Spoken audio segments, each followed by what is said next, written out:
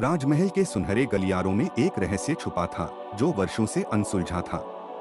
यह कहानी है राजा अर्जुन और उनकी रानी देवयानी की। अर्जुन एक निडर और बुद्धिमान राजा थे, लेकिन उनके दिल के अंदर एक गहरा रहस्य छुपा था। रानी देवयानी सुंदरता और बुद्धि की मिसाल थी, लेकिन उनकी आंखों में हमेशा एक गहरी उदासी छुपी रहती थी। एक रात महल के बगीचे में एक चीख गूंजी।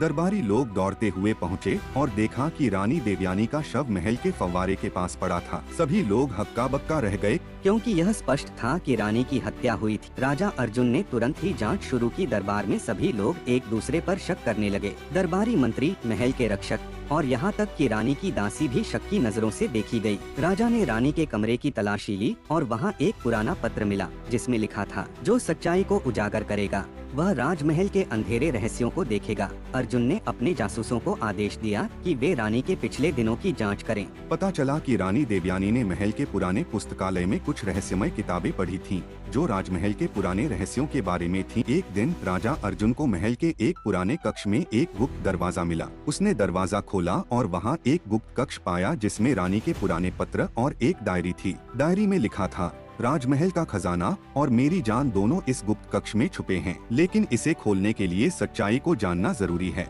राजा ने जांच शुरू की और पाया कि रानी की हत्या इसलिए हुई थी क्योंकि वह राजमहल के खजाने के रहस्य को जान गई थी। असली अपराधी महल के मंत्री कर्ण थे, जिन्होंने सत्ता की लालच में रानी की हत्या की थी। राजा अर्जुन ने कर्ण को पकड़ लिया और उसे दरबार में सार्वजनिक रूप से पेश किया। न्याय हुआ और राजमहल फिर से शांति के वातावरण में लौट आया, लेकिन राजा अर्जुन ने कभी रानी देवयानी को नहीं भुलाया।